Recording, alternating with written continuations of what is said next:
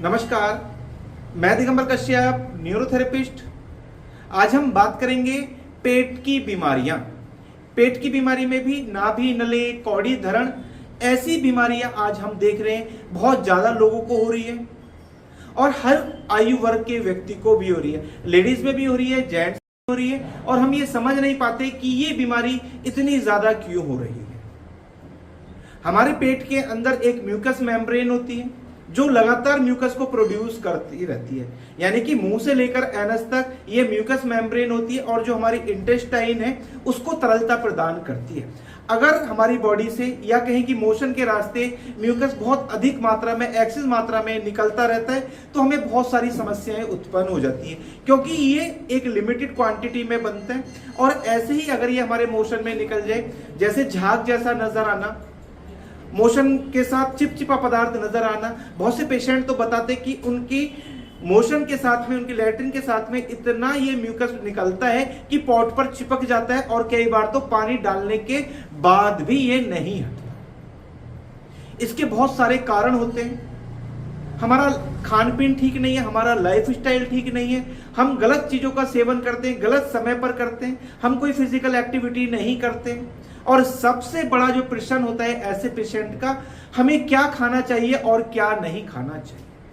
और सबसे बड़ा क्वेश्चन इसमें भी ये होता है, खाने में भी, कि मुझे क्या मीठा खाना चाहिए। मीठे का मेरा बहुत ज्यादा मन करता है, क्योंकि ऐसे लोगों को कहा गया है कि आपको मिठाइयां नहीं खानी, लेकिन फिर भी कभी ना कभी तो मन करता है मीठा खाने का।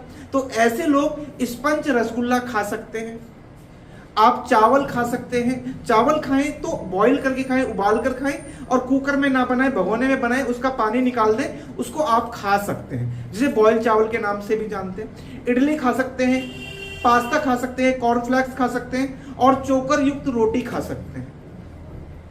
कई बार लोगों को देखा गया है कि आटे से वो बचते हैं, आटे का परहेज करते हैं, तो जिसे बोलते हैं मोटा अनाज लेना, तो मोटा अनाज आप ले सकते हैं। जब आटा आप पिसवाते हैं तो उसमें बहुत सारी चीजें आप डाल सकते हैं, जैसे आप उसमें रागी डाल सकते हैं, आप उसमें सोयाबीन डाल सकते हैं, आप उसमें ज्वार डाल सकते हैं, आप उसमें बाजरा डाल सकते हैं, आप उसमें मक्का डाल सकते हैं। तो मल्टीग्रेन आटे के रूप में आप रोटी खा सकते हैं। आप छाछ पिए, छाछ बहुत अच्छा है ऐसे लोगों के लिए, क्योंकि बताया गया है कि हमारे शास्त्रों में भी कि छाछ से हमारा खाना डाइजेस्ट होता है और हमारा डाइजेस्टिव सिस्टम उससे बहुत अच्छा हो जाता है।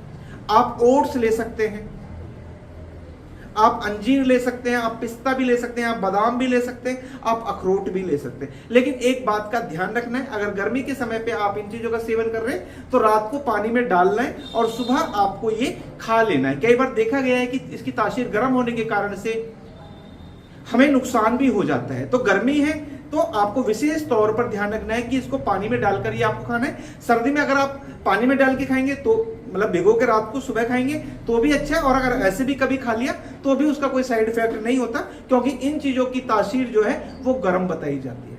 फाइबर आप ज्यादा लें, आप सैलेड्स खाएं, आप फ्रूट्स खाएं, यानी कि जिन भी चीजों में फाइबर है वो आप ज्यादा लें। आप फ्रूट्स ले सकते हैं, आप पपीता भी ले सकते हैं, आप संतरा, खरबूज, तरबूज, अमरूद, किन्नू, अनार, पाइनएप्पल, सेब, जूस ले सकते हैं। या आप, बहुत से लोग प्रश्न करते हैं क्या मैं सब्जियों का जूस पी सकता हूं, मैं घी का जूस पी सकता हूं, तो बिल्कुल पी सकते हैं, कोई दिक्कत नहीं है।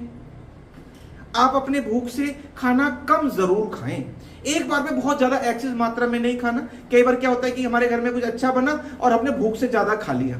कहा जाता है कि हमें एक भाग ऐसा भी छोड़ना चाहिए कि हमारे पेट के अंदर वायु घूम सके, जिससे कि हमारा खाना प्रॉपर डाइजेस्ट हो सके। ये हमें विशेष ध्यान रखना है। अब बात आती है हमें क्या नहीं करना चाहिए। सबसे पहले हमें जो भी बुरी हैबिट्स हैं उनको त्यागना चाहिए। जैसे हम में कोई बुरी आदत है, हम बाहर का खाना ज्यादा खाते हैं, फास्ट फूड ज्यादा खाते हैं, ड्रिंक, स्मोकिंग, इन चीजों को हम ज्यादा अपनाते हैं, तो इन चीजों से आपको बचना चाहिए। स्मोकिंग आप ना करें, ड्रिंक आप ना करें, है ना। और जो डेयरी प्रोडक्ट है, पेस्ट्री, केक, पिज्जा, ऐसी जो चीजें हैं इनको आपको अवॉइड कर देना चाहिए। Chips, chocolate, momos, burger, pizza, chow mein, ये चीजें आपको नहीं लेनी। या जो चीज डीप फ्राइड हो गई है, यानी कि पहले से तली हुई है और फिर उसको दोबारा से तल के आपको दिया जा रहा है, तो इन चीजों से आपको बचना चाहिए। सबसे पहले हमको अपने आप को खुद को डायग्नोज करना है, मुझे क्या चीज फायदा करती है, मुझे क्या चीज नुकसान करती है, इस चीज का आपको विशेष ध्यान रखना चाहिए।